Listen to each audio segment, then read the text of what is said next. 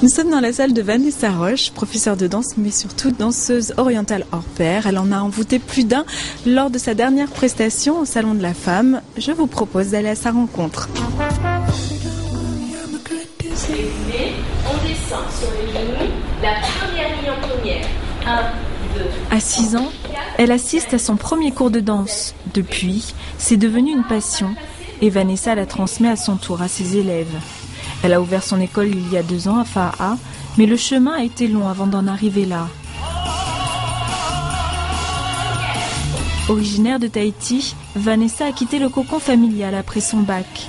Son désir de devenir professeure de sport la pousse à partir en France, où elle passe la licence de STAPS. L'ambition est plus forte, elle veut se perfectionner et continue pour décrocher son diplôme d'état de danse. Et en parallèle, Vanessa enchaîne les expériences. J'ai eu l'opportunité de participer à un casting pour l'Eurovision. C'était la communauté de Monaco qui cherchait des Tahitiens, ce qui représentait une musique franco-tahitienne. Donc, ils sont venus nous voir dans les associations. Il y a des associations, des AEPF en France d'étudiants polynésiens. Et donc, étant danseuse de base, tout de suite, j'ai été retenue et j'ai pu travailler donc avec Bruno Vandelli qui a été connu par Popstar à l'époque, donc un grand chorégraphe de Cannes. Et on est parti 10 jours à Athènes pour l'événement, pour l'Eurovision. Tu as l'impression de rêver, on ne se rend pas vraiment compte de la chance qu'on a.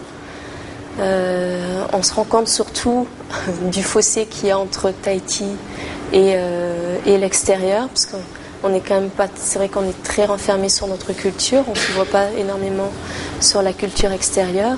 Donc moi, ça m'a vraiment apporté en plus de ce côté-là, de découvrir ce qui se faisait ailleurs, de découvrir la manière de le faire aussi, la manière d'enseigner, la manière de travailler. Et donc tout ça, j'essaie de le ressortir dans mon travail et de l'apprendre à mes élèves de manière donc assez ludique et de manière à ce qu'elles s'amusent aussi, que ça soit pas une contrainte de venir en cours de danse, au contraire qu'elles soient ravies. C'est le cours de danse, je viens, je suis contente. Et puis toujours à la quête de nouvelles connaissances, elle décide avant de rentrer au Fénois de faire une halte aux États-Unis.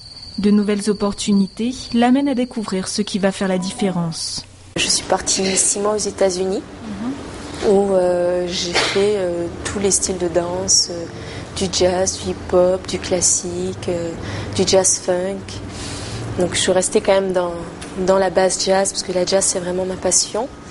Et à force de faire ça tous les jours pendant plusieurs mois, je commençais un petit peu à saturer. Donc j'ai voulu prendre un cours qui me changeait un peu les idées. Et j'ai pris un cours de danse orientale qui m'a rapproché de la culture tahitienne, parce que ça reste du déhanché, ça reste de la sensualité comme en danse traditionnelle. Et il s'avérait que la prof qui faisait le cours avait une compagnie de danse orientale. Et elle m'a tout de suite proposé d'intégrer sa compagnie. Et de là, tout est parti sur la danse orientale.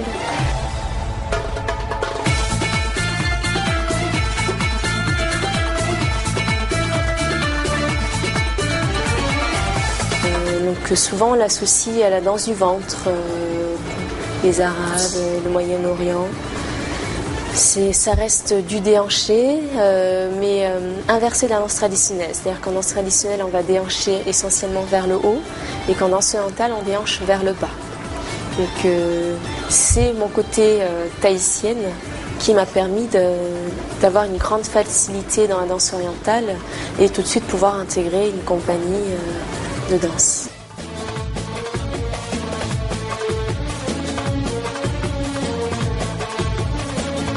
Elle parcourt les États-Unis avec la troupe, mais l'appel des îles est plus fort.